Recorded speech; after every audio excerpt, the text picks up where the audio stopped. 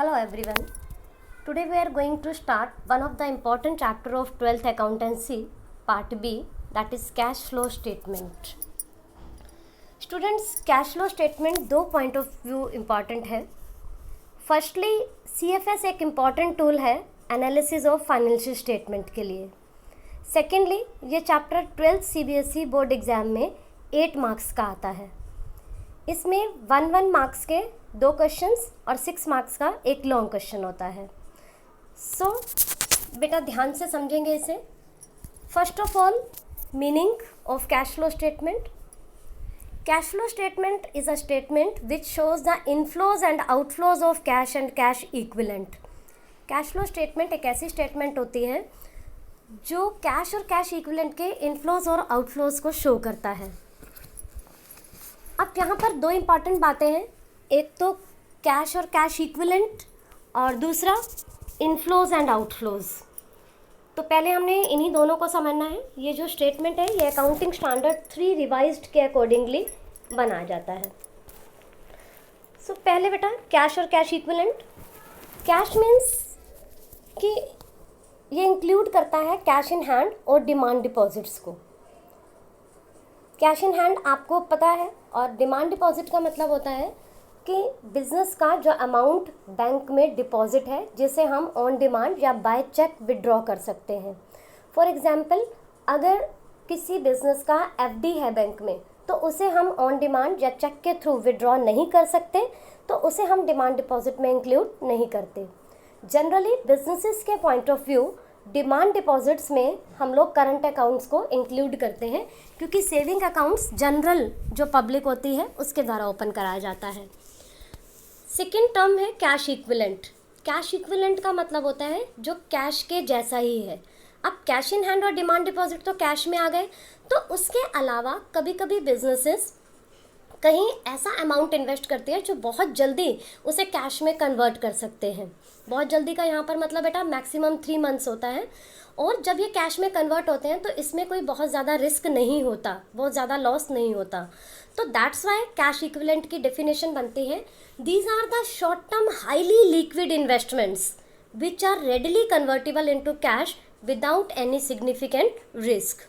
इसके हम एग्जाम्पल्स ले सकते हैं. Current investment, treasury bills, commercial papers. Generally जो +2 CBSE में है वो करंट इन्वेस्टमेंट या इसी के ही जो दूसरे नाम हैं जैसे शॉर्ट टर्म इन्वेस्टमेंट या मार्केटेबल सिक्योरिटीज़, यही पूछे जाते हैं. सो कैश और कैश इक्विवेलेंट में हम क्या क्या इंक्लूड करेंगे? Cash in hand, cash at bank, short term deposits, current investment, short term investment या मार्केटेबल सिक्योरिटीज़ भी जिसे कहते हैं, और cheques and drafts on hand. तो बेटा ये जो कैश फ्लो स्टेटमेंट है, इसे जब हम इनफ्लोज और आउटफ्लोज हम कहते हैं कि कैश और कैश इक्विवेलेंट का प्रेजेंट कर रहे हैं, तो इसे 3 इंपॉर्टेंट कैटेगरीज के अंडर में प्रेजेंट किया जाता है. 1, cash flow from operating activities. Second, cash flow from investing activities. And the third one is cash flow from financing activities. अब क्वेश्चन ये उठता है कि जब हम ये कैश फ्लो स्टेटमेंट बना रहे हैं जिसमें 3 मेन कैटेगरीज लेंगे, ऑपरेटिंग, इन्वेस्टिंग और फाइनेंसिंग, तो इसमें कौन सी ट्रांजैक्शंस को रिकॉर्ड किया जाएगा और किन ट्रांजैक्शंस को रिकॉर्ड नहीं किया जाएगा? बेटा जैसे इसके नाम से पता चलता है कैश फ्लो स्टेटमेंट, तो इसमें ओनली कैश ट्रांजैक्शंस को ही रिकॉर्ड किया जाता है. तो means the transactions which affect the cash and cash equivalent or which results in flow of cash are to be recorded in CFS. अब सेकेंड क्वेश्चन ये उठता है कि कैश फ्लो अराइज कब होता है, मतलब किन ट्रांजैक्शन से कैश फ्लो अराइज होता है, ये हमें कैसे पता चलेगा? तो कोई भी ऐसी ट्रांजैक्शन जिससे कैश या कैश इक्विवेलेंट इंक्रीज या डिक्रीज हो, तो हम कहते हैं कि वहाँ पर कैश का फ्लो हुआ. कैश फ्लो 2 तरह का, कैश इनफ्लो और कैश आउटफ्लो. पहले हम बात करते हैं इनफ्लो की. बेटा इनफ्लो का मतलब होता है cash is coming in the business, कि कैश बिजनेस में आ रहा है. एंड आउटफ्लो का मतलब होता है outgoing, means cash is outgoing from the business, cash business से जा रहा है. तो कैश इनफ्लो कब आएगा? जब कैश और कैश इक्विवेलेंट में इंक्रीज होगा. और कैश आउटफ्लो कब होगा? जब कैश और कैश इक्विवेलेंट में डिक्रीज होगा. तो आइए कुछ एग्जाम्पल्स की हेल्प से हम इसे समझने की कोशिश करते हैं. जैसे हमने फर्स्ट एग्जाम्पल लिया, purchase of inventory for cash. आप सभी को पता है इन्वेंट्री मीन्स गुड्स, जो कि हमारी डीलिंग कॉमोडिटी होती है। किसी बिजनेस ने गुड्स परचेज किया कैश में। बेटा अकाउंट्स डबल एंट्री सिस्टम पे बेस्ड है। हर ट्रांजैक्शन के दो इफेक्ट होते हैं, एक डेबिट तो दूसरा क्रेडिट। जब आपने इन्वेंट्री कैश में परचेज की तो इन्वेंट्री आपके बिजनेस में आ गया, गुड्स बिजनेस में आ गया और कैश बिजनेस से गया। कैश क्या हो रहा है? डिक्रीज। क्योंकि कैश और कैश इक्विवेलेंट में डिक्रीज हुआ तो इसे हम क्या कहेंगे? आउटफ्लो।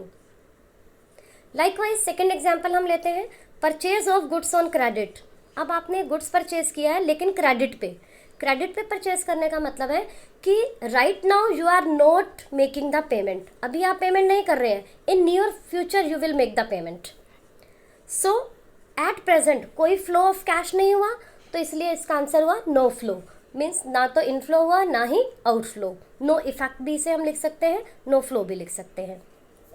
नेक्स्ट एग्जाम्पल हम लेते हैं, sale of goods costing ₹20,000 for ₹25,000। Good sale किया है जिसकी कॉस्ट 20,000 की थी। कॉस्ट का मतलब जब आपने परचेज किया था तो वो जो कॉस्ट आपकी लगी थी वो 20,000 थी, लेकिन सेल कितने में किया? 25,000 में। कुछ भी मेंशन नहीं है कैश या क्रेडिट, तो हम क्या मान के चलेंगे? कैश, बिकॉज कोई नेम भी गिवन नहीं है। 11th वाला कंसेप्ट बेटा याद रखेंगे यहाँ पर।